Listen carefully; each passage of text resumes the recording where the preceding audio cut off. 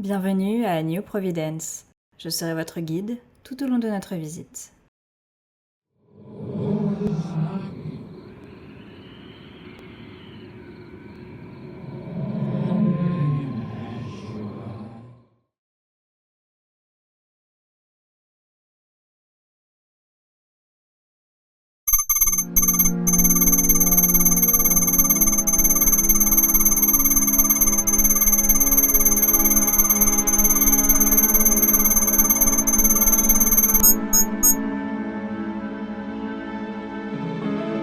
J'ai toujours aimé les monstres, bien plus que les êtres humains.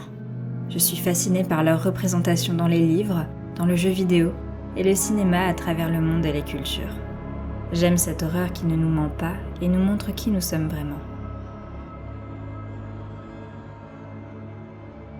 Il faisait totalement noir ce soir-là. C'était l'hiver et les nuages cachaient les étoiles. Comme seule lumière, c'était le bleu de mon écran qui m'éclairait. Je ne sais plus vraiment pourquoi, mais ce soir-là, j'ai choisi de regarder The Thing de John Carpenter, le remake de 1951 par Christian Nyby. Malgré une esthétique vieillissante, cela ne m'a pas moins impactée lors de mon visionnage. Je me suis sentie consciente de vivre tant mon cœur battu fort, et je crois que j'aurais préféré ne pas laisser mes yeux voir les terribles images d'archives de 1982 de cette expédition scientifique en Antarctique.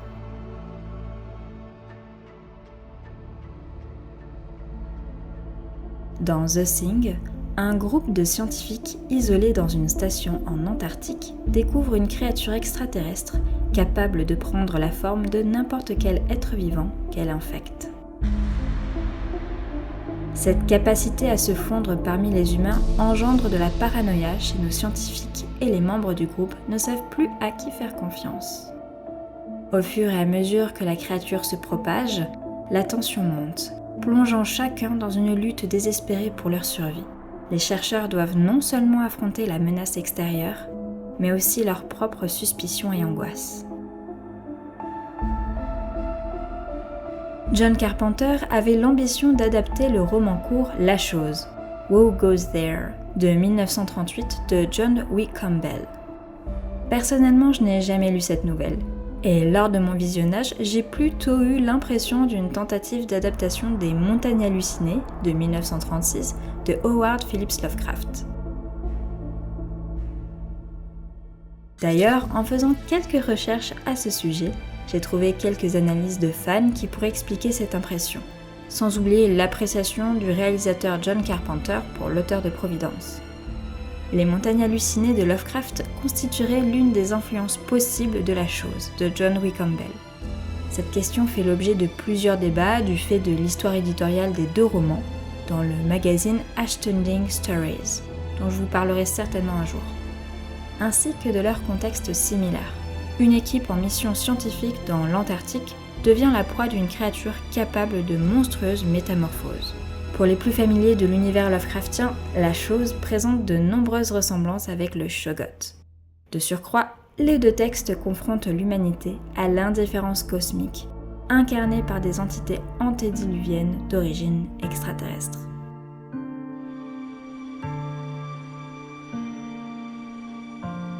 Que vous ayez vu ou non ce film, j'ai quelques anecdotes supplémentaires à son sujet qui vous permettront de voir le film différemment ou vous donnera envie de le découvrir par vous-même. Préparez vos équipements, nous partons en expédition. Nous avons un iceberg à explorer.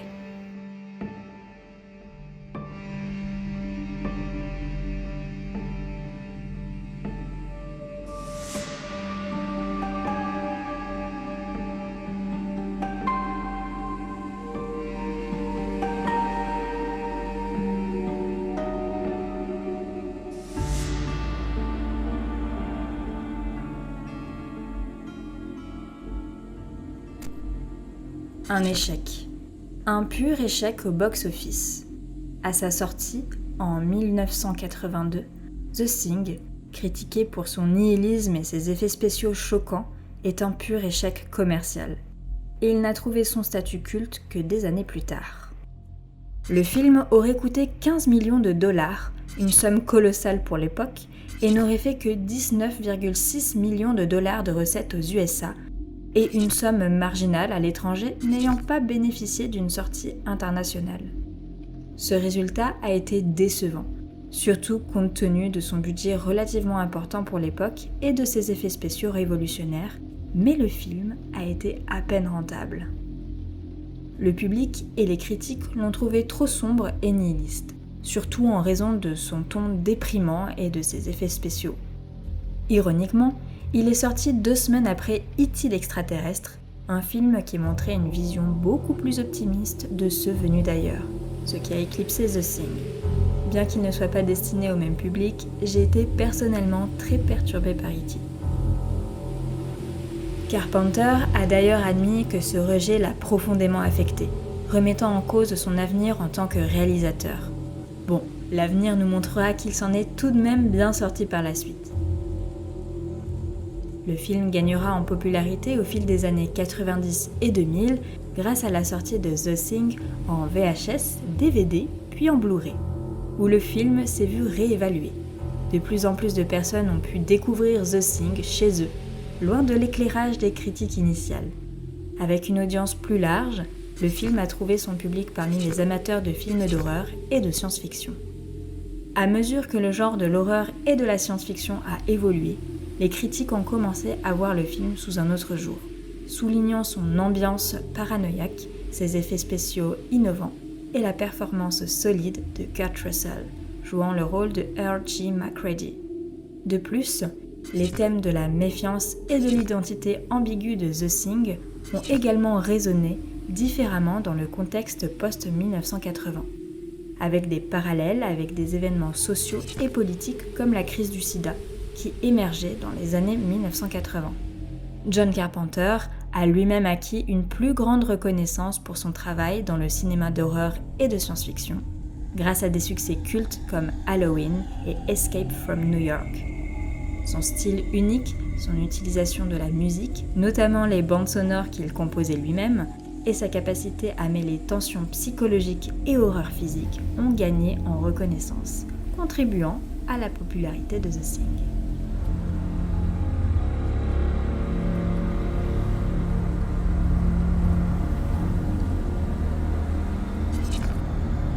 Rob Bottin, intégré à l'équipe du film comme maquilleur, a travaillé jour et nuit pendant plus d'1 an, poussant son corps à l'extrême pour créer des effets spéciaux défiant l'imaginaire au point d'en mettre sa santé à triste épreuve.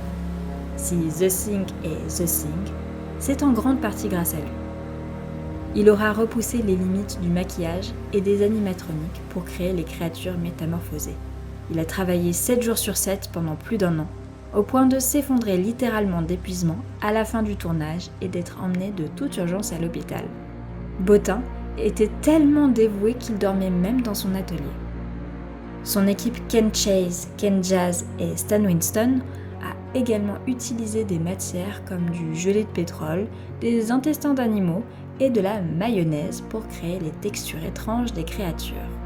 Les résultats étaient si réalistes qu'ils ont choqué beaucoup de spectateurs.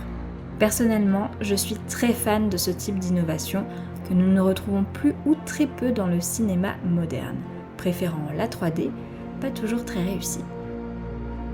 Rapprochons-nous désormais de la surface de l'eau.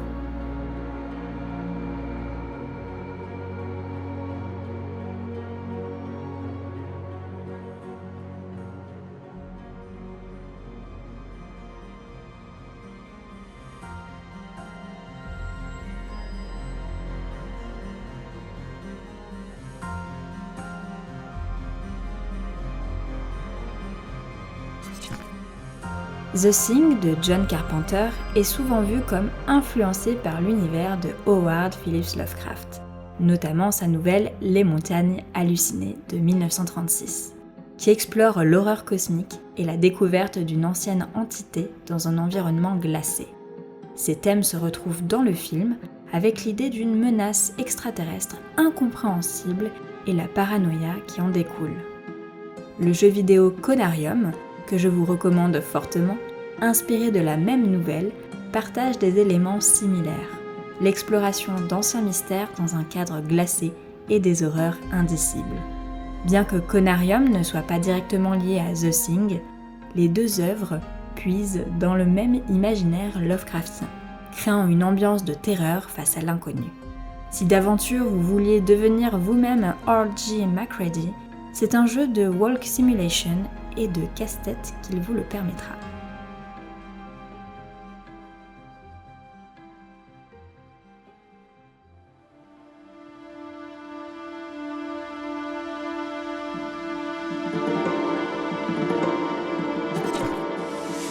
Les chiens utilisés dans la scène du chenil étaient si terrifiés par les créatures animatroniques qu'ils ont véritablement paniqué lors du tournage.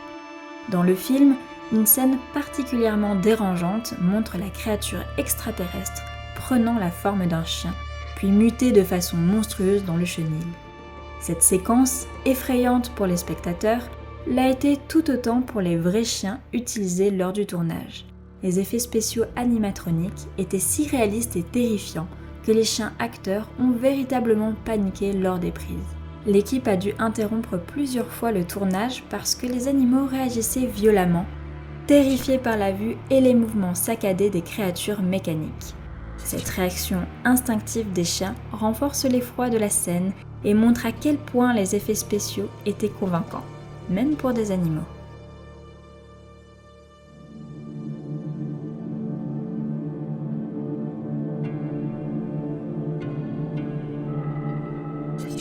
Un détail souvent débattu par les fans concerne la scène du test de sang, où les personnages testent leur sang pour identifier qui est infecté.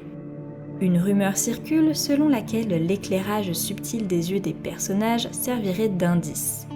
L'idée est que seuls les humains ont un éclat dans les yeux, tandis que les infectés ont un regard plus terne. Dean Cundey, le directeur de la photographie, a confirmé avoir utilisé cette technique pour donner une ambiguïté sur les personnages infectés. Mais cela reste un détail si subtil que la plupart des spectateurs ne l'ont probablement pas remarqué à l'époque. Mettez vos combinaisons de plongée, nous allons nous mettre à l'eau.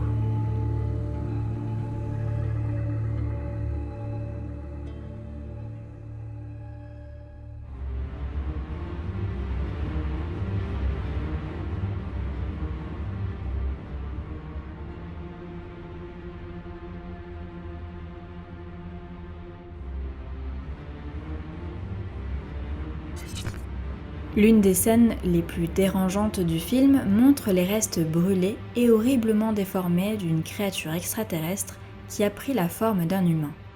John Carpenter se serait inspiré d'une véritable expérience macabre pour concevoir cette scène. Il aurait été marqué par des images documentaires du camp de concentration de Bergen-Belsen pendant la Seconde Guerre mondiale, où les corps des victimes de l'incendie étaient calcinés et entassés. Il aurait voulu traduire cette horreur visuelle dans la scène où l'on voit les restes d'une créature extraterrestre brûlée, ayant pris une forme humaine grotesque déformée. Cette inspiration historique donne à la scène un poids émotionnel et visuel encore plus oppressant. Elle dépasse la simple horreur fictive pour rappeler les atrocités réelles de l'histoire humaine. Carpenter a souvent utilisé l'horreur pour explorer des thèmes plus profonds, et ici, il semble intégrer une réflexion sur la monstruosité humaine dans une scène de body horror.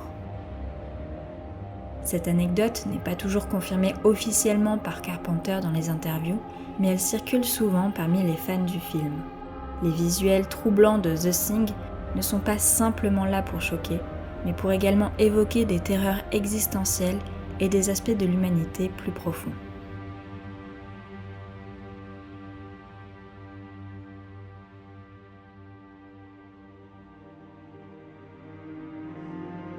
Avant que Kurt Russell ne soit choisi pour incarner MacReady dans The Thing, plusieurs autres acteurs avaient été envisagés.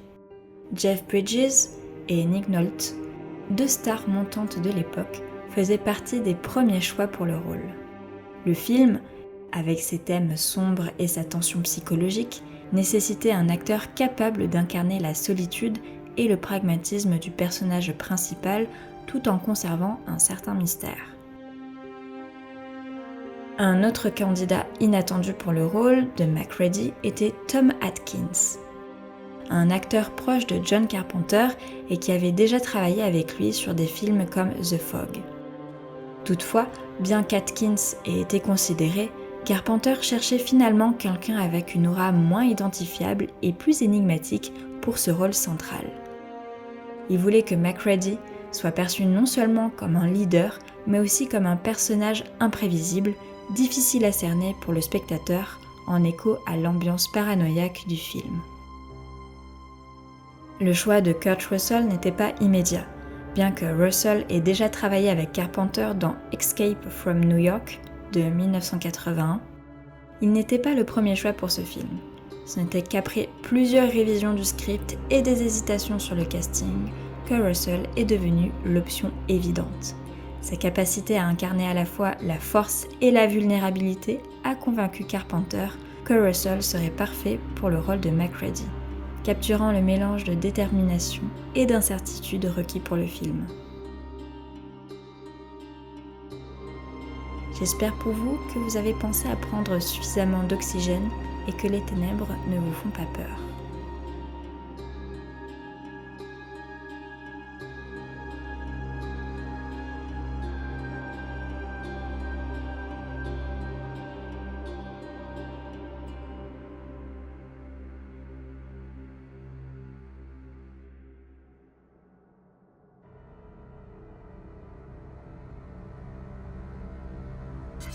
Une scène non filmée prévoyait 2 corps humains fusionnés et encore vivants, dans un état de souffrance insoutenable. Jugée trop horrifique, elle a été abandonnée avant d'être tournée. Rob Bottin, le génie des effets spéciaux derrière les créatures du film, avait conçu un effet particulièrement macabre. Il voulait montrer 2 corps humains fusionnés par l'alien dans un état d'agonie. L'idée était que les victimes n'étaient pas seulement tuées ou absorbées par la créature, mais qu'elles étaient littéralement fondues ensemble, toujours conscientes, dans une masse de chair partagée et déformée. Leurs visages auraient été tordus dans des expressions de douleur insoutenables, incapables de parler et de se libérer, mais encore vivantes. Cette vision cauchemardesque n'a jamais été filmée parce qu'elle a été jugée trop choquante, même pour The Thing, un film déjà très intense. L'équipe craignait que cela dépasse les limites du supportable pour les spectateurs. Malgré cela, l'idée même de cette fusion morbide est restée une légende urbaine du film, évoquant la terreur absolue que la créature pourrait infliger à ses victimes. J'ai personnellement un faux souvenir qui s'est créé à la suite du visionnage de ce film. Lorsque j'ai regardé une nouvelle fois ce dernier pour pouvoir écrire une partie de cette capsule vidéo, j'étais persuadée d'avoir vu cette scène. Mais non, je pense que le film m'a tant marqué que mon esprit a créé de lui-même le pire qu'il puisse être imaginé.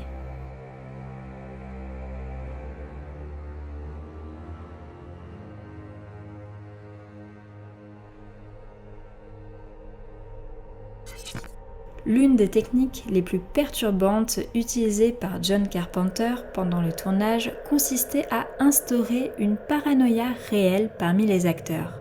Pour maintenir l'ambiance de méfiance constante qui imprégnait le film, Carpenter a délibérément gardé le script flou et secret, ne révélant que peu d'informations aux acteurs sur qui était réellement infecté par l'entité extraterrestre à un moment donné. Chaque acteur ignorait si son propre personnage était ou deviendrait l'ennemi, ce qui a créé une tension palpable sur le plateau. Une méthode mesquine de narration d'ailleurs parfois utilisée par certains maîtres de jeu en jeu de rôle, cela permet d'installer doute et tension de manière organique. De mes avis de comédienne, je ne suis personnellement pas pour ce type de méthode qui peut être très traumatisante pour les acteurs. Pire encore, Carpenter a fait en sorte que certains acteurs se fassent tester pour des substances ou examinés médicalement sans raison apparente, augmentant leur anxiété et les plongeant dans une atmosphère de surveillance constante. Certains membres du casting ont même rapporté avoir ressenti une véritable paranoïa, se demandant qui parmi eux Carpenter manipulait le plus pour obtenir cette ambiance oppressante. Cette manipulation psychologique subtile et constante a eu un impact durable sur les acteurs, certains déclarant plus tard que cette expérience les avait laissés mal à l'aise bien après la fin du tournage. Peut-être, je préfère ne pas y penser. Les monstres n'existent que dans les contes. Voilà que nous nous rapprochons des abysses.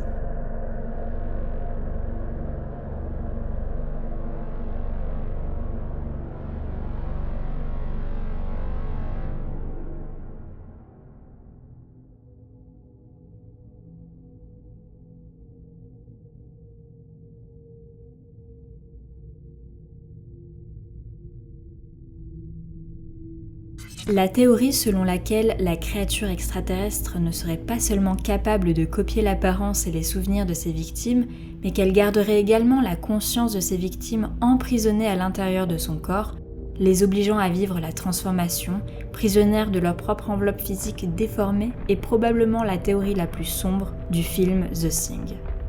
Cette idée n'est jamais explicitement évoquée dans le film, mais certains fans spéculent que les cris terrifiants et les expressions de souffrance des créatures pourraient être le reflet de la douleur mentale des êtres humains ou animaux absorbés par l'entité. Cela suggère que chaque personne infectée reste consciente, emprisonnée dans le corps grotesque de l'extraterrestre, ressentant chaque déformation et mutation sans pouvoir s'en échapper. Cela en fait non seulement une créature prédatrice, mais aussi une entité capable d'infliger un sort pire que la mort, transformant le processus d'assimilation en une expérience de torture infinie où l'identité n'est plus. Le film critique plus largement le conformisme. La créature de The Thing symbolise une menace qui nivelle les individus, les uniformise sous une apparence trompeuse. La peur de la masse indistincte, où chacun perd son unicité et son sens propre, est au cœur de l'horreur du film. Les survivants se battent pour protéger leur identité face à une force qui aspire à détruire toute distinction. Être un individu, c'est affirmer sa différence, sa liberté de pensée et d'action. Or, la créature nie cette possibilité, imposant une forme de conformisme absolu, où chacun est réduit à une partie d'un tout déformé.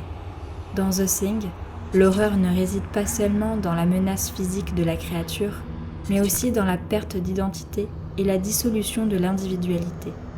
La théorie selon laquelle les victimes restent conscientes, piégées dans leur propre corps transformé, intensifie cette idée. Être un individu, c'est non seulement exister physiquement, mais aussi être capable de contrôler ses pensées, ses actions, et d'avoir une identité distincte des autres. Si cette individualité est effacée, que reste-t-il ?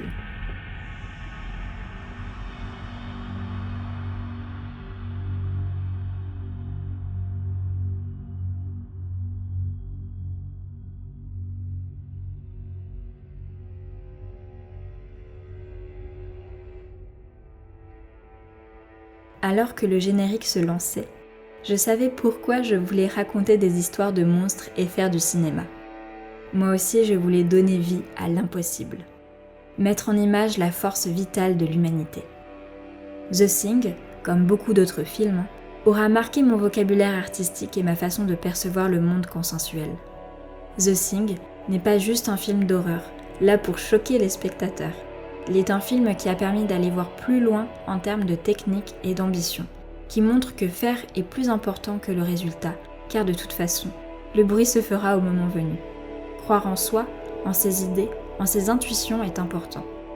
Faire et ne pas être comme les autres est une force qui nous permet d'avancer, de survivre. À une ère où l'image que l'on renvoie à l'autre est primordiale, où être unique mais pas différent est quêté comme un faux Graal, il me semble nécessaire de revisionner ce monument du cinéma. Chercher à être unique est une forme de conformisme dissolvant nos différences dans la masse.